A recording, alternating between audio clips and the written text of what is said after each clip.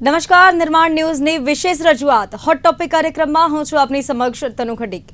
દર્શક મિત્રો, hot topic કાર્યક્રમમાં આજે વાત કરવી છે હાર્ટ એટેકના જે કેસીસ વધી રહ્યા છે તે મુદ્દે વાત કરવી છે અને રાજ્યમાં આંકડો દિન પ્રતિદિન વધી રહ્યો છે। ગત વર્ષની સરખામણીએ આ વર્ષે નોંધપાત્ર વધારો થયો છે। માત્ર અમદાવાદના જ 30% જેટલા કેસ છે, એટલે તમે વિચારી શકો છો કે કેટલી ભયાનક અત્યારે સ્થિતિ જોવા મળી રહી છે। જે આંકડાઓ સામે આવી રહ્યા છે, ચિંતાજનક આંકડામાં વધારો થઈ ગયો છે અને આ તમામ બાબતે ચર્ચા કરવી છે। ચર્ચામાં આપણી સાથે જોડાઈ ગયા છે કાર્ડિયોલોજિસ્ટ ડોક્ટર ઉત્સવ ઉનડકટ અને આયુર્વેદ નિષ્ણાત ડોક્ટર જય પટેલ। પહેલા તો આપ બંનેનું નિર્માણ ન્યૂઝ પર સ્વાગત છે। શરૂઆત કરીએ શોની પહેલા તો કે જે રીતે અત્યારે આ કેસમાં વધારો થઈ રહ્યો છે અને કઈ કઈ બાબતોનું ધ્યાન દેવું જોઈએ અને ખાસ કરીને જ્યારે સામાન્ય માણસની વાત આવે છે કે જેને હૃદય રોગ વિશે ખબર પણ ન પડતી હોય, ક્યારે શું થઈ જાય એ લોકો ચિંતામાં મુકાતા હોય છે કે શું થઈ ગયું એકદમથી, કે અત્યાર સુધી તબિયત બરાબર હતી અને એકદમથી શું થઈ ગયું। પરંતુ પાછળ ઘણા એવા કારણો જોડાયેલા છે કે એકદમથી કોઈ પણ વસ્તુ નથી થતી, તેના સિમ્ટોમ્સ આવતા હોય છે પરંતુ સિમ્ટોમ્સ દેખાતા નથી કે કાં તો તમામ લોકોને ખબર નથી પડતા। તો એવા કયા કયા જે સિમ્ટોમ્સ હોઈ શકે છે ઉત્સવભાઈ? સિમ્ટમ્સમાં સૌથી પહેલા આપણે વિચારીએ તો લોકોને ચેસ્ટ પેઇન થવું એ સૌથી કોમન સિમ્ટમ છે। છાતીમાં ભરાવો થવો, ચીનથી લઈને અમ્બિલિકસ સુધી બંને શોલ્ડરમાં, બંને હાથમાં ગમે ત્યાં દુખાવો થઈ શકે, એ હૃદયનો હોઈ શકે। દુખાવો એક જ એક સિમ્ટમ નથી, એને ઉપરાંત ઘણા લોકોને શ્વાસ ચડે છે, ગભરામણ થાય છે, પસીને રેપઝેપ થઈ જાય, શ્વાસ ચડે ચાલતી વખતે, છાતીમાં ખાલી ભારે પણ લાગે, અમૂંઝણ થાય, અલગ અલગ રીતના તકલીફો બહાર આવી શકે છે। આ બધું એટિપિકલ સિમ્ટમ્સમાં આવે અને એ વધારે કોમન છે જે લોકોને ડાયાબિટીસ છે કે ઉંમર બહુ મોટી છે અને લેડીઝ લોકોમાં। તો આપણે ખાલી ચેસ્ટ પેઇન નહીં પણ આ બધા પણ સિમ્ટમ્સ જાણવા જોઈએ અને અગર આવું કંઈ હોય તો આપણે આગળ ચેકઅપ કરાવવું જોઈએ। જી, આજ સવાલ હું જયભાઈ તમને પૂછવા માંગીશ કે આયુર્વેદ શું કહે છે સિમ્ટોમ્સને લઈને? સિમ્ટમ્સમાં લઈને આયુર્વેદમાં જે રીતે સાહેબે વાત કરી એ રીતે જ લખ્યું છે કે વધારે પડતું શ્રમ કેવું કશું કંઈ કરીએ છીએ અને એના કારણે પછી હાર્ટ ઉપરની ઇફેક્ટ આવતી હોય અને એવા સિમ્ટમ્સ કે જે પરસેવું થઈ જાય છે, છાતીમાં દુખાવો થાય છે, પીઠમાં દુખાવો થાય છે, બેઠેલા માણસ હોય ને અચાનક જ પરસેવું થઈ જાય, એને ખબર જ નથી કે શું થઈ રહ્યું છે અને એકદમ ગભરામણ થઈ જવી, શું ખબર જ ન પડે અને ચક્કર આવી જવા, આ જે સિમ્ટમ્સ છે ને એને આપણે નેગ્લિજિબલ ના કરી શકીએ। એના એવા સિમ્ટમ્સ આવતા હોય તો તરત જ નજીકના ડોક્ટરનો સંપર્ક કરીને આનું ચેકઅપ કરાવી લેવું જોઈએ આપણે। જી, આગળ વાત કરીએ કે હૃદયની બીમારીનો શિકાર ન બનવું હોય તો શું કરી શકાય ઉત્સવભાઈ? સૌથી પહેલા તો તમારે તમારી લાઈફસ્ટાઈલ વધારે સારી રાખવી જોઈએ। લાઈફસ્ટાઈલ એટલે તમારે રેગ્યુલર એક્સરસાઇઝ કરવી જોઈએ, ખાવા પીવામાં ધ્યાન રાખવું જોઈએ, ઘી માખણ તળેલું ઓછું રાખવું જોઈએ, બને એટલું નિયમિત રહેવું જોઈએ। બહુ શું કહેવાય કે રાતના મોડે સુધી જાગવાનું નહીં, મોડું ઉઠવાનું નહીં અને સ્ટ્રેસફુલ લાઈફ અગર તમારી બહુ હોય તો એ સ્ટ્રેસને કંટ્રોલ લાવવો જોઈએ। ધ્યાન, પ્રાણાયામ, યોગા એમાં હેલ્પ કરી શકે। તો આપણે રિસ્ક ફેક્ટર્સ જે છે એ બને એટલા જાણીએ અને એને કાબૂમાં લાવીએ તો વધારે આપણે એને કંટ્રોલમાં રાખી શકીએ। જી, આયુર્વેદ શું કહે છે જયભાઈ કે હૃદય રોગથી બચવું હોય તો શું કરી શકાય? ઓકે, આયુર્વેદ છે ને એક સિદ્ધાંત ઉપર કામ કરે છે કે રોગોનું જે મૂળ છે એ અગ્નિ છે, મતલબ કે ડાયજેશન છે। તો અત્યારે હાલની પરિસ્થિતિમાં જોઈએ ને તો લગભગ મોટા ભાગના લોકોનું ડાયજેશન બહુ જ પુઅર થઈ રહ્યું છે। કેમ? કારણ કે લાઈફસ્ટાઈલ એવી થઈ ગઈ છે કે ગમે ત્યારે ગમે તે વસ્તુઓ આપણે ખાતા હોઈએ છીએ, ફાસ્ટ ફૂડ, સ્પાઇસી ફૂડ, બહારની વસ્તુઓ કે એવી બધી વસ્તુઓ વધારે પડતી જ્યારે લઈએ છીએ કે ઓવર ઇટિંગ કરીએ છીએ તો એની અસર સીધી જ તમારા બ્લડ સ્ટ્રીમમાં થાય છે ને એનાથી સીધી જ અસર એની હાર્ટ ઉપર આવી રહી છે। પ્લસ અત્યારે મેઇન વસ્તુ છે કે સ્ક્રીન ટાઈમ, કે રાત્રે મોડા સુધી 1-2 વાગ્યા સુધી સ્ક્રીન ટાઈમ આપણે કરતા હોઈએ કે રાત્રિ જાગરણ જે કરતા હોય એ પણ એક કોઝ છે કે આવી બધી વસ્તુઓ કે હાર્ટના ડિઝીઝ તરફ એ લઈ જઈ શકે છે। તો બને ત્યાં સુધી રાત્રે વહેલા સુઈ જવું અથવા તો બપોરે જે ઊંઘવાની ટેવ હોય છે કે જમીને તરત જ ઘણા લોકો સુઈ જતા હોય છે તો એ પણ એક ડાયજેશનને હેમ્પર કરતું હોય છે ને એના કારણે અંદર અમારી આયુર્વેદની ભાષામાં કહેવાય કે આમની ઉત્પત્તિ, કે ટોક્સિક વસ્તુઓ જે ઉત્પન્ન થાય અંદર એ પછી એબ્ઝોર્બ થાય ને બ્લડ સ્ટ્રીમમાં જાય અને એના કારણે પછી હાર્ટના રોગો ને બીજા જે રોગો છે એ થવાની સંભાવનાઓ વધી જતી હોય છે। અને બીજું એક કારણ છે સ્ટ્રેસ। અત્યારે જે લોકોને સ્ટ્રેસ વધી રહ્યો છે, ન જોઈતો સ્ટ્રેસ, એ પણ આમાં એક મોટું કારણ સાબિત થઈ રહ્યું છે.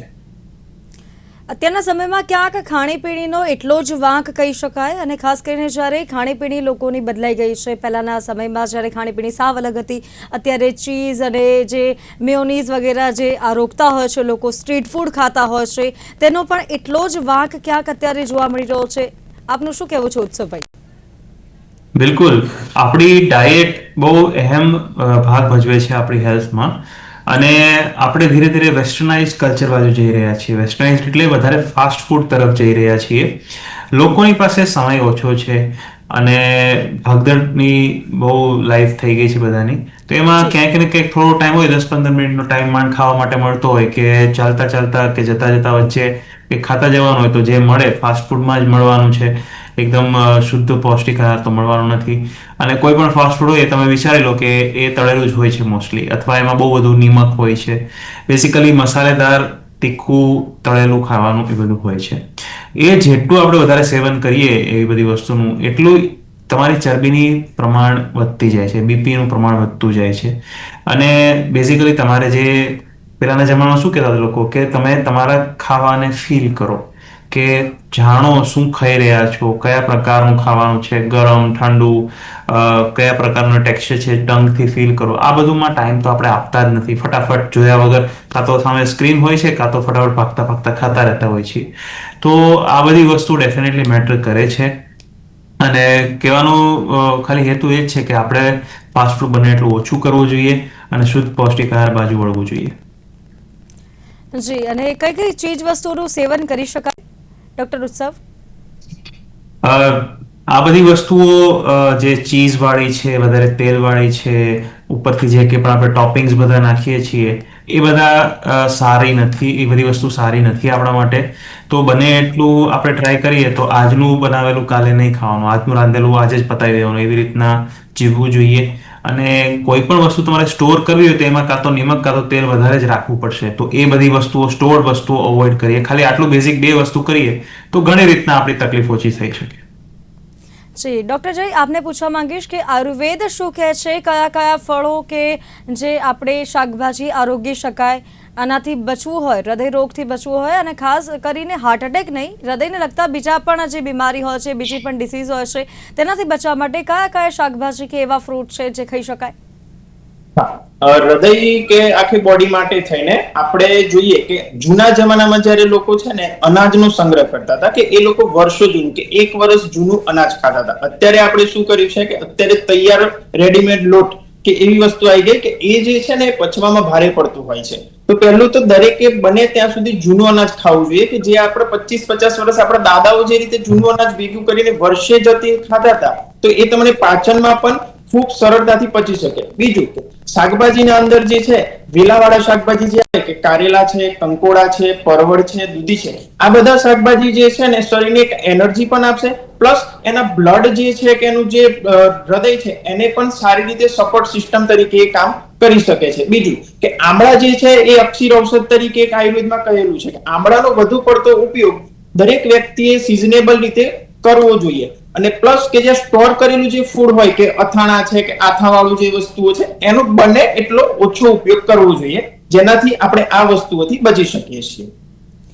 જી, આગળ વાત કરીએ તો અત્યારે હૃદય રોગના જે કિસ્સાઓ સામે આવી રહ્યા છે, આપણા રાજ્યનો જ હું આંકડો તમને કહી રહી છું અત્યારે, કે પ્રતિ કલાકે અમદાવાદમાં દર 75 વ્યક્તિઓ, જો વાત કરીએ તો દર કલાકે 75 વ્યક્તિઓને હૃદય સંબંધિત બીમારીઓ માટે 108ની મદદ લેવી પડી રહી છે. અને એમાં વડીલો પણ છે અને બાળકો પણ ક્યાંક ને ક્યાંક એમાં સામેલ છે. તો આ અત્યારે જે ચિંતાજનક બાબત સામે આવી રહી છે કે હવે નાની ઉંમરના જે બાળકો છે તેમનામાં પણ હાર્ટ એટેકના જે કેસો છે તે વધી રહ્યા છે. તેની પાછળનું કારણ શું હોઈ શકે ડૉક્ટર ઉત્સવ? આપણે મેઇન કારણ તો હવે આપણે ધીરે ધીરે કરીને વેસ્ટર્નાઇઝ લાઈફસ્ટાઈલ, જેમ કીધું એમ સ્ટ્રેસફુલ લાઈફસ્ટાઈલ, અને યંગ એજમાં નાના બાળકોની એજથી જ લોકોને મેદસ્વીતા બહુ કોમન થઈ ગઈ છે. એ પણ મેજર રિસ્ક ફેક્ટર છે હાર્ટ માટે.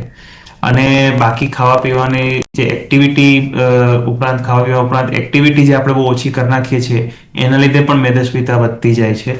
આ બધા કોમન કારણ હોય છે. એ ઉપરાંત અગર તમને બીપી, ડાયાબિટીસ કે એવી બીમારી છે, ચરબી અને કોઈ બીડી, દારૂ, તંબાકુનું સેવન કરી રહ્યા છો તો એના લીધે પણ તકલીફ વધારે થઈ શકે. આ બધા જોખમી પરિબળ કહેવાય. સ્મોકિંગ સૌથી કોમન જોખમી પરિબળ છે એમ કહીએ તો ચાલે, કારણ કે એના લીધે હૃદયની તકલીફ થવાની સંભાવના બહુ જ વધારે છે. તો આ બધી વસ્તુઓ અગર હોય અને એને તમે અગર જાણો કે તમારા આજુબાજુના તમારા ફેમિલી મેમ્બર્સમાં જાણીને એ વસ્તુને તમે ઓછી કરો, એ બધા જોખમી પરિબળો ઓછા કરો, તો ઘણી રીતના આપણે ઘણી લેવલથી આપણે આ વસ્તુ કાબૂમાં લાવી શકીએ. જી, આગળ વાત કરીએ ડૉક્ટર. અત્યારે જે બાળકોમાં, જે રીતે મેં વાત કરી કે બાળકોમાં અત્યારે આ કેસ વધી રહ્યા છે અને ક્યાંક વધારે ઉંમરના જે લોકો છે, જે વયસ્ક લોકો છે, તેમનામાં પણ કેસ જોવા મળી રહ્યા છે. પરંતુ હવે હૃદયરોગના કિસ્સામાં પહેલાં કરતાં અત્યારના સમયમાં વધારો નોંધાઈ રહ્યો છે. ઘણા લોકો એવું પણ કહી રહ્યા છે કે કોવિડ પછી ખાણીપીણીમાં ખૂબ જ ચેન્જીસ જોવા મળી રહ્યા છે, તેના કારણે આ કેસ વધી રહ્યા છે. તેની પાછળનું મુખ્ય કારણ શું હોઈ શકે? મુખ્ય કારણ તો જોઈએ ને કે અત્યારે બધાની જ લાઈફ ફાસ્ટ થઈ ગઈ છે, કે વધારે જ પડતી જે ફાસ્ટ લાઈફસ્ટાઈલ જે થઈ ગઈ છે. અને એવું એ નથી કે એ લાઈફસ્ટાઈલમાં ચેન્જીસ માણસ કરી શકે એવું છે, તો થોડું એ લાઈફસ્ટાઈલમાં ચેન્જીસ કરવું જોઈએ પોતાના શરીર માટે થઈને, કે રોજ થોડું ગરમ પાણી પીવાનું, થોડું વોકિંગ કરવાનું, એક્સરસાઇઝ કરવાની. પણ ઘણી વખતે કેવું થાય છે કે એક્સરસાઇઝમાં ઓવર એક્સરસાઇઝ પણ નહીં કરવાની, કે જેટલું તમારી શક્તિ છે એનાથી અડધા પ્રમાણમાં એક્સરસાઇઝ કરો, અથવા તો પ્રાણાયામનો ઉપયોગ કરો, કે રોજ સવારે થોડું ઘણું વોકિંગ અને પ્રાણાયામ જ્યારે તમે આવી વસ્તુઓ કરતા રહેશો તો તમારા હાર્ટને મજબૂત બનાવશે. બીજું મેઇન કારણ છે કે બાળકોમાં, તો બાળકોમાં અત્યારે શું થયું છે કે સ્ક્રીન ટાઈમ વધી ગયો છે બાળકોમાં. નાનું બાળક હોય તો એ ઘરે મોબાઈલ લઈને બેસી રહે છે, એને રમવા જવાનું કે આઉટડોર એક્ટિવિટીમાં એને ઇન્ટરેસ્ટ જ નથી. તો મા બાપે આના વિશે સજાગ થઈ અને બાળકોને આઉટડોર એક્ટિવિટી માટે પ્રોત્સાહન આપવું પડશે, કે જેના કારણે રમે, તેનો ફિઝિકલ વિકાસ જે છે એ સારી રીતે થઈ શકે અને આવા કેસો સામે આપણે પ્રોટેક્શન મળી શકે. બીજું કે આયુર્વેદની અંદર જ્યારે માં ગર્ભવતી હોય ત્યારે ગર્ભ સંસ્કારનું વર્ણન કરેલું છે, તો તેમાંય ઘણી વખત આપણે એવી ઔષધિઓ આપીએ કે બાળકનો જન્મ થાય એ પહેલા જ અંદરથી એને હૃદયને પોષણ મળે એ રીતની ઔષધિઓ અને એ રીતનો એનો ડાયટ પ્લાન એની માતાનો એ આપી શકે. આ વસ્તુથી આપણે બચી શકીએ તેમ છીએ. ઘણી એવી એક્સરસાઇઝ પણ હોય છે કે જેનાથી હૃદયરોગના જે કિસ્સાઓ સામે આવે છે તેનાથી બચી શકાય. તો એવી કઈ એક્સરસાઇઝ કરી શકાય ડૉક્ટર ઉત્સવ? આપણે એક્સરસાઇઝમાં અગર કશું જ ના ફાવતું હોય તો શરૂઆત ચાલવાથી કરો. સાયકલિંગ, રનિંગ, સ્વિમિંગ, આ બધા કાર્ડિયોવાસ્ક્યુલર ફોર્મ ઓફ એક્સરસાઇઝ કહેવાય, જે આપણા હૃદય માટે બહુ સારી છે.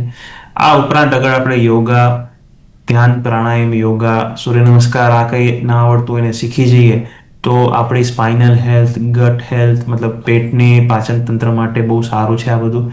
અને સ્પાઇનને આપણે જે કરોડરજ્જુ છે એની ફ્લેક્સિબિલિટી લાંબા સમય સુધી મોટી ઉંમરે પણ સાચવી રાખવા માટે પણ ઘણી મદદ કરે છે. જોઈન્ટ્સ માટે પણ બહુ સારું છે યોગા અને સૂર્ય નમસ્કાર.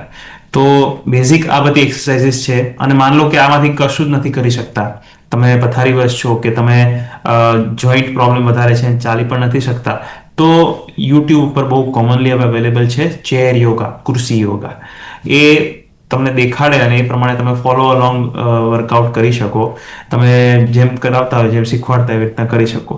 પણ હા, તમે અગર કોઈ બીમારીથી પીડિત છો તો તમારા ડૉક્ટરને સંપર્ક કરીને પછી જ એક્સરસાઇઝ ચાલુ કરવાની. અગર તમને તકલીફ છે, માન લો કે હાર્ટની વીકનેસ કે એવું કંઈ છે, કે બીપી બહુ વધારે છે ને તમે એક્સરસાઇઝ ચાલુ કરો તો એની આડઅસર પણ થઈ શકે, કોમ્પ્લિકેશન્સ પણ થઈ શકે. તો ડૉક્ટરની સલાહ મુજબ આગળ વધવું આવા લોકોને જરૂરી છે. જી, એક્સરસાઇઝની જેમ વાત થઈ ડૉક્ટર ઉત્સવ, અત્યારે ક્યાંક એક્સરસાઇઝ કરતાં પણ લોકો ડરી રહ્યા છે, કેમ કે જે રીતે ઘણા એવા જે જીમ કરતા જે લોકો હોય, જીમ ટ્રેનર હોય, તે લોકો હૃદયના રોગનો ભોગ બનતા હોય છે. વચ્ચે જ એક ન્યૂઝ આવી કે જે પેલા કાંટા લગા ગર્લ જે હતા, શેફાલી ઝરીવાલા, તે જીમ કરતા હતા રેગ્યુલર, પણ તેમને પણ કાર્ડિયક એરેસ્ટ આવ્યો અને તે હૃદયરોગના કારણે તેમનું મૃત્યુ થયું. તો અત્યારે લોકોમાં એ પણ ભય ઊભો થયો છે કે જીમ કરશે તો પણ હાર્ટ એટેકનો કે જે ભય છે તે ઓછો નહીં થાય, હાર્ટ એટેક આવી શકે છે. તો એ જે લોકોમાં ડર બેસ્યો છે તેની માટે શું કરવું જોઈએ અને કેટલી માત્રામાં જીમ કરી શકાય, એક્સરસાઇઝ કરી શકાય? જી, મારા ખ્યાલથી તો એક સ્ટ્રક્ચર્ડ પ્રોગ્રામ તમારે ફોલો કરવો જોઈએ. એક્ઝામ્પલ તરીકે માન લો કે તમે ક્યારેય કસરત લાઈફમાં કરી નથી કે તમને આદત નથી, તો તમારે શરૂઆત વોકિંગ કે એવા લાઇટ એક્સરસાઇઝથી જ કરવી જોઈએ. માન લો કે તમે જીમ જોઈન કરો છો તો લોકોને બહુ ઉત્સાહ હોય કે હવે જો મેં જીમ જોઈન કર્યું, અલગ અલગ ટાઈપના બધા સાધન અવેલેબલ હોય અને બધા સાધન ઉપર જવાનું. પણ એમાં ઓવર એક્સરસાઇઝ નહીં કરવાની. એક્ઝામ્પલ તરીકે માન લો કે તમને ચેસ્ટ પ્રેસ કરતા નથી આવડતું કે સ્ક્વોટ કરતા નથી આવડતું અને અચાનકથી તમે વજન જોડે સ્ક્વોટ ને બધું કરશો તો તમને સ્પાઇનલ ઇન્જરી પણ થઈ શકે, ઘૂંટણની તકલીફ પણ થઈ શકે, લિગામેન્ટ ડેમેજ પણ થઈ શકે. તો કહેવાનું તાત્પર્ય એ છે કે અગર તમને કોઈ કસરત વિશે ખબર નથી તો ત્યાં જે ટ્રેનર છે એમની સલાહ મુજબ આગળ વધો. અને અગર તમને પહેલા કોઈ પણ વસ્તુની આદત નથી તો બેઝિક એક્સરસાઇઝથી ચાલુ કરો. બીજા કોઈને જોઈને તમે એક્સ્ટ્રા કરવા માંડો જેની તમને આદત નથી એ હાનિકારક હોઈ શકે છે. બીજું કે એક્સરસાઇઝ અગર કરતા હોય તો વચ્ચે રેસ્ટ પીરિયડ થોડા હોવા જોઈએ. એકદમથી એક એક્સરસાઇઝ પતાવીને તરત બીજી ચાલુ કરો એવી રીતના નહીં. ઘણા લોકો HIIT એટલે હાઈ ઇન્ટેન્સિટી ઇન્ટરવલ ટ્રેનિંગ પણ કરતા હોય છે. એ એક બહુ જ કારગર એક્સરસાઇઝ પદ્ધતિ છે, પણ એ અગર તમે બરાબર સમજ્યા વગર કે વચ્ચે રેસ્ટ લીધા વગર કરશો તો તમને એના લીધે તકલીફ થઈ શકે. તો કોઈ પણ એક્સરસાઇઝ કરો, શરૂઆત ધીમેથી કરો, કોઈકની સલાહ માનીને કરો અને ધીરે ધીરે એમાં આગળ વધો. આઈ થિંક આ જ એક રેસીપી છે આરામથી વધુ શીખવાની અને આગળ વધવાની. જી જયભાઈ, તમારી પાસે આવીશ અત્યારે કે જે રીતે આપે અગાઉ કીધું કે ક્યાંક પાચન ક્રિયા જે હોય છે આપણી, લોકો ખાઈને તરત સૂઈ જતા હોય છે તો પાચન ક્રિયા ત્યાં અટકી જાય છે. તો એવી કઈ ચીજ વસ્તુઓ છે કે ખાધા પછી આપણે તેનું સેવન કરી શકીએ, આરોગી શકીએ કે જેનાથી પાચન ક્રિયા ઇઝી થાય? આપણે છે ને બને ત્યાં સુધી સૂંઠ નો ઉપયોગ જમવાની અંદર અથવા તો સૂંઠ વાળું પાણી એ પીવાનું ચાલુ કરવું જોઈએ. કે જમવા બેસો છો ત્યારે 1 કપ જેટલું જ, કે જે રીતે ચા બનાવતા હોય તે સૂંઠની ચા બનાવીને વ્યક્તિઓએ પીવી જોઈએ. અને નજીકના કોઈ ડોક્ટર તેની સલાહ લેવી જોઈએ કે એને સૂંઠ અનુકૂળ છે કે નથી, અથવા તો બીજી કોઈ વસ્તુ ધારો કે મરીચનો પાવડર હોય અથવા તો પીપળી મૂળ હોય તો એનો પાવડર હોય, પણ એ ડોક્ટરની સલાહ લીધા પછી એ 3 માંથી ગમે તે એક વસ્તુ પાણી પી શકાય. એવું નથી થઈ શકતું. સિમ્પલ ગરમ પાણી પણ જો પેશન્ટ લઈને બેસે કે કોઈ પણ વ્યક્તિ લઈને બેસે જમતી વખતે તો એના આરોગ્ય માટે બહુ સારું એવું રહે છે. અને જમે પછી જે તરત ઊંઘવાની જે આદત હોય છે એ બંધ કરી અને બીજી કોઈ એક્ટિવિટી કરીએ. અને પ્લસ કે જે રીતે સાહેબે કીધું કે વોકિંગ કરશો તો તમારું ડાયજેશન પણ ઇમ્પ્રુવ થશે ને બધી જ રીતે. પણ એક લિમિટમાં કરવાનું, જે પણ વસ્તુ કરીએ લિમિટમાં, કે લિમિટથી વધી ના જવું જોઈએ એક્સરસાઇઝ કે વોકિંગ. બીજું કે મેડિટેશન. એક મેડિટેશન પણ જો વ્યક્તિઓ કરવાનું ચાલુ કરશે તો એનું મન જે છે પ્રફુલ્લિત રહેશે, તો એના કારણે પણ જે બીજી વસ્તુઓ થતી હશે શરીરમાં એ પણ ધીમે ધીમે ઓછી થવાની ચાલુ થઈ જશે. જી, અને કયા એવા જે ફ્રૂટ જ્યુસ હોઈ શકે કાં તો શાકભાજીના જ્યુસ હોઈ શકે કે જે પીવાથી હૃદય રોગના ચાન્સીસ ઘટી શકે છે? હા, તો એમાં છે ને કાળી દ્રાક્ષ જે આવે છે, કિસમિસ, એનું સેવન કરવું જોઈએ. પ્લસ ડ્રાય ફ્રૂટ ની અંદર આપણે બદામ પલાળીને ખાવી જોઈએ. રોજ 6 થી 7 બદામ પલાળીને ખાવી જોઈએ. પ્લસ અખરોટ છે, ખજૂર છે, આગળ જે રીતે કીધું એ રીતે આંબળાનો ભરપૂર ઉપયોગ. પછી કેરી, પાકી કેરી જે છે એનો પણ ઉપયોગ કરીએ તો એ પણ હાર્ટ માટે બેનિફિશિયલ છે. દાડમનો ઉપયોગ કરી શકાય, બોરનો ઉપયોગ કરી શકાય છે. આ બધા ફ્રૂટ જે છે હાર્ટને સપોર્ટિવ કરે છે, કે હાર્ટની જે સિસ્ટમ છે એને સપોર્ટ આપી અને એને સારી રીતે ચલાવવામાં મદદ કરતી હોય છે. તો આવી બધી વસ્તુઓ જે છે એડ કરવી જોઈએ. પ્લસ દરેક વ્યક્તિએ ભૂખ લાગે ત્યારે જ જમવું જોઈએ. અત્યારે શું છે કે ટાઈમ થાય ને એટલે આપણે લોકો જમી લેતા છીએ. એ બધી વસ્તુ ઇનડાઇજેશન ઉપર જઈ છે. તો બને ત્યાં સુધી ટ્રાય એવું કરવાનું કે જ્યારે તમને ભૂખ લાગે છે ત્યારે જ તમે જમો, તો એ જે ફૂડ જે છે સરસ રીતે પચી જશે અને બીજી કોઈ સાઈડ ઇફેક્ટ એની નહીં થાય ને બેનિફિટ આપતું જશે એ વસ્તુ. જી ડૉક્ટર ઉત્સવ, આપની પાસે આવીશ. અત્યારના સમયમાં ક્યાંક જે ફાસ્ટ લાઈફ થઈ ગઈ છે, લોકો જોબ પર જાય છે અને ઘણા એવા લોકો છે મોસ્ટલી કે જે લોકોને બેસવાનું જ કામ હોય છે, કે બેસીને કામ કરતા હોય છે, લેપટોપની સ્ક્રીન આગળ કામ કરતા હોય છે, જે લોકોને બેસવામાં ઘણું બધું આવતું હોય છે. કાં તો ગૃહિણીઓની વાત કરીએ તો ઘરનું કામ કરીને પછી બેસવાનું વધારે આવતું હોય છે, એવું થઈ જતું હોય છે. તો એ લોકોએ હૃદયરોગથી બચવા માટે શું કરવું જોઈએ? કયા એવા ડ્રિંક તે લોકો લઈ શકે, કયા જ્યુસીસ પી શકે છે? હવે એક નવી કહેવત આવી છે કે sitting is the new smoking. એ એટલું જ હાનિકારક છે જેટલું સ્મોકિંગ હાનિકારક છે. કારણ કે મેદસ્વીતાનું પ્રમાણ દિવસ જતાં વધતું જાય છે અને મેદસ્વીતાને લીધે હૃદય નહીં પણ શરીરમાં બધા જ અંગોને ઘણી તકલીફ પડે છે. ઘૂંટણ પર વહેલા ઘસાઈ જાય છે, પેટને પાચન તંત્રની તકલીફ વધી જાય છે, સ્ટ્રોક ને બધી તકલીફ વધી જાય છે. તો પહેલી વસ્તુ એ કે તમે અગર બેઠાડું જીવન છે તમારું, કે તમારું કામ એવું છે કે જ્યાં એક જ જગ્યાએ બેસીને તમારે કમ્પ્યુટર ઉપર કેવી રીતના કામ કરવાનું હોય છે, તો દર અડધી કલાકે 5 મિનિટ માટે થોડુંક ઊભા કામ કરો કે થોડું વોકિંગ કરો. અને અગર તમે બેસીને ઊભા ડેસ્ક ઉપર કામ કરી શકતા હોય તો બહુ સારું. એ ઉપરાંત અગર આપણે બધા બને એટલું લિફ્ટની જગ્યાએ સીડી ચડીએ તો એ પણ બહુ સારું. જેટલી એક્સરસાઇઝ મળે એટલું આપણને સારું છે. રાતના થોડોક ટાઈમ કાઢીએ કસરત માટે, ઘરે જઈને જમીને પછી થોડીક વાર ચાલી લઈએ તો એ પણ આપણને હેલ્પ કરી શકે. ખાવા પીવામાં અગર તમારે બેઠાડું જીવન વધારે છે તો સામે ડાયટ એ પ્રમાણે તમારે મેન્ટેન કરવું જોઈએ. માન લો કે તમે પહેલા એક્ટિવ વધારે હતા, જી તમે કામ કરવા જતા હતા, કેમ કોમનલી લોકો ખેતી કરતા હોય છે અને ઉંમર જતા એ ખેતી એટલી ના કરી શકતા એટલે બેઠાડું જીવન થઈ જાય છે. પણ સામે જમતા હતા, પહેલા જેટલું જમતા હતા, 4-5 રોટલી ખાતા હતા એક ટાઈમની, એટલું જ કન્ટિન્યુ રાખે તો વજન વધવાનું જ છે. કારણ કે શરીરને જેટલી પહેલા જરૂર હતી એનર્જીની એટલી હવે નથી. તો શરીર શું વિચારે કે ભાઈ આ જે પણ એનર્જી આવી છે એને હું વેસ્ટ ના જવા દઉં, એ ક્યાંક સ્ટોર કરી નાખું. તો એ કાં તો સ્ટોર થવાનું છે ફેટ તરીકે, કાં તો મસલ. હવે મસલ ક્યારે બને? જ્યારે તમે કસરત કરતા હોય ત્યારે. તો તમે કસરત કરશો, મસલને જરૂર હશે તો એ એનર્જી મસલમાં કન્વર્ટ થશે. અને તમે કસરત એટલી નથી કરતા, એનર્જી એટલી જરૂર નથી, તો એ ફેટમાં કન્વર્ટ થશે. તો તમારું અગર પહેલા કરતા બેઠાડું જીવન થઈ ગયું છે તો તમે તમારું ખાવાનું એ પ્રમાણે એડજસ્ટ કરીને ઓછું કરી કાઢો અને વધારે હેલ્ધી કરનાર. જ્યુસ બધી જ પ્રકારના સારા છે, પણ અંદર પ્લેન જ્યુસ પીવાનું. અંદર તમે બહુ નિમક નાખો અને મસાલા નાખો એ બધું સારું નથી. લોકોને આજકાલ સોડાની પણ બહુ આદત છે. સોડા તમારે બહુ જ તમે વિચારશો ક્યારેક તો એમાં બહુ જ નિમક હોય છે અને અંદર તમને બહુ જ ગેસ ને બધું હોય છે. એ આપણું બીપી બહુ વધારી શકે છે. અને જેટલું વધારે બીપી થાય એ લોંગ ટર્મ તકલીફ જ આપવાનું છે. તમારા મગજને, આંખને, હૃદય, કિડની બધી જગ્યાએ તકલીફ થશે જેટલું બીપી વધારે રહેશે. એટલે ઘણીવાર લોકોને કેવું ગેસ થઈ ગયો અને પછી સોડા પીવી પડે રાતના, ઓલમોસ્ટ દરરોજ આવી રીતના પીતા હોય તો એ લોંગ ટર્મ બીપી ની તકલીફ વધારી શકે છે. તો આ બધી વસ્તુઓ આપણે થોડું સમજી વિચારીને અવોઇડ કરીએ કે એમાં ચેન્જ કરીએ તો ઘણી તકલીફો ઓછી કરી શકીએ. જી, અને જે રીતે આપણે સોડાની વાત કરી, ઘણા એવા જે ડ્રિંક્સ હોય છે, કોકાકોલા છે, પેપ્સી છે, આ બધા જે પીણા હોય છે તે બાળકો ઘણીવાર વધારે પીતા હોય છે અને માતા પિતા પણ તેમના બાળકોને આપી દેતા હોય છે પીવા માટે. પરંતુ આની પર ઘણા અહેવાલો પણ પ્રસિદ્ધ થઈ ચૂક્યા છે કે આ સીધું ઝેર છે. ધીમું ઝેર પણ નહીં, સીધું ઝેર છે.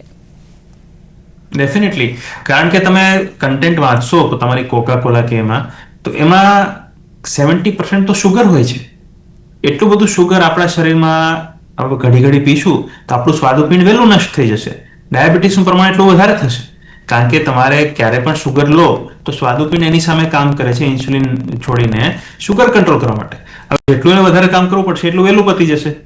બરાબર. તો આ વસ્તુ આપણે અવોઇડ કરવી જોઈએ. બેઝિકલી તમે કોઈ પણ વસ્તુને બોટલ કરવી હોય તો એને તમારે એમાં એક તો તમારે સોડા વધારવી પડશે અને ઉપરથી પાછું તમારે એમાં શુગર વધારવું પડશે. તો એ તમે વધારે માત્રામાં લેશો તો આજને તો કાલ તકલીફ જ આપવાનું છે. જી ડૉક્ટર, જે અત્યારે ક્યાંક ખાણીપીણીના જે સમયમાં ફેરફાર થઈ રહ્યા છે, અત્યારે લોકો ખાવા પીવામાં ટાઈમ ચેન્જ કરી રહ્યા છે. કોઈ બી ટાઈમે જમી લે છે, કોઈ બી ટાઈમે બ્રેકફાસ્ટ કરી લે, લંચ કરી લે. તો ટાઈમ મેનેજમેન્ટથી કેટલો ફાયદો થઈ શકે? કયા કયા ટાઈમે ખાવું જોઈએ? અને ઘણીવાર એવું આયુર્વેદ પણ કહે છે કે સાંજ પછી જમવાનું નહીં, જમ્યા પછી દહીં નહીં. એની પાછળ કયા કયા કારણો જવાબદાર છે? આયુર્વેદમાં છે ને વાત, પિત્ત અને કફ 3 દોષોને ધ્યાનમાં રાખીને આયુર્વેદમાં એક સાયકલ ચાલતી હોય આપણી બોડીની કે આ વાયુનો કાળ, પિત્તનો કાળ અને કફનો કાળ. તો આપણે જોઈએ ને તો 11 થી 2 નો ટાઈમ, જે બપોરનો 11 થી 2 નો ટાઈમ જે છે ને એમાં ડાયજેસ્ટિવ પાવર તમારી ખૂબ સારી એવી હોય કે જે પિત્તનો કાળ છે કે એમાં તમારી ડાયજેસ્ટિવ પાવર એટલી ફૂલ ઇન્ક્રીઝ થયેલી હોય કે બને એટલું લંચ તમારું જે છે ને એ લંચ હેવી હોવું જોઈએ કે જે તમારે સારી રીતે પચી શકે છે. કારણ કે 11 થી 2 નો ટાઈમ એટલે કે પીક લેવલ છે અગ્નિનો, ડાયજેસ્ટિવ ફાયરનો. તો સવારનું જે જમવાનું છે લંચ 11 થી 2 માં તમારે લઈ લેવું જોઈએ. પ્લસ કે જે દહીંની વાત કરીને એ દહીં જે છે ને દિવસ આથમે એ પછી દહીં ન લેવાય. કેમ? તો એક આયુર્વેદમાં કહ્યું છે કે દહીં જે છે ને ચેનલને બ્લોક્સ કરે. ક્યારેક વિરુદ્ધ રીતે લેવામાં આવે તો તમારે લેવું છે તો દિવસના ટાઈમે દહીં લો, પણ એના અંદર શર્કરા અથવા તો મધ અથવા તો મીઠું એવું કોઈ પણ વસ્તુ મિક્સ કરી અને દહીં લેવાનું છે. ડાયરેક્ટ દહીં નહીં લેવાય કારણ કે એ તમારી બોડીને હાર્મફુલ ઇમ્પેક્ટ કરી શકે છે. તો આ વસ્તુનું ધ્યાન રાખવું જોઈએ. બીજું, સાંજના ટાઈમે જે ડિનરનું અત્યારે કેવું છે કે લંચ કરતા ડિનરનું જે છે ને ફૂડ હેવી થઈ રહ્યું છે કે હોટલ્સ કે આ કે તે બધું જે છે ને આપણે હેવી ફૂડ રાત્રિના ટાઈમે વધારે લઈ રહ્યા છે, પણ એ તદ્દન ખોટી આદત છે. રાત્રે 7 વાગે પહેલા જમી લેવું જોઈએ અને ખીચડી છે, દાળ ભાત છે, એવા લાઇટ ફૂડ જે છે એ રાત્રિના ટાઈમે કે ડિનરના ટાઈમે એ વસ્તુઓ લેવી જોઈએ. અને જે આપણે બ્રેકફાસ્ટ જે કરતા હોઈએ છીએ એમાં પણ લાઇટ વસ્તુઓ જ કે મમરા છે કે ધાણી છે કે એવી વસ્તુઓ જ લેવી જોઈએ. મેઇન હેવી લંચ જે છે આપણું લંચ જ હોવું જોઈએ. બાકી બધું તો આપણે લાઇટનેસ જ વાળું ફૂડ લેવું જોઈએ, જેથી કરીને તમારું ડાયજેશન પણ સચવાશે અને હાર્ટની હેલ્થ પણ સચવાશે. જી ડોક્ટર ઉત્સવ અને ડોક્ટર જય, આપ બંને અમારી સાથે જોડાયા તે બદલ આપ બંનેનો ખૂબ ખૂબ આભાર. Thank you. તો દર્શક મિત્રો, હાલ હોટ ટોપિક કાર્યક્રમમાં બસ આટલું જ. અને છેલ્લે કહેવા માંગીશ કે વાત હૃદયની છે, તો ખૂબ ધ્યાન દેવું અત્યારે જરૂરી બન્યું છે. જેમ કેસ વધી રહ્યા છે, તમારી ખાણીપીણી પર ધ્યાન આપો, એક્સરસાઇઝ કરો અને ડોક્ટરની સલાહ જરૂરથી લો.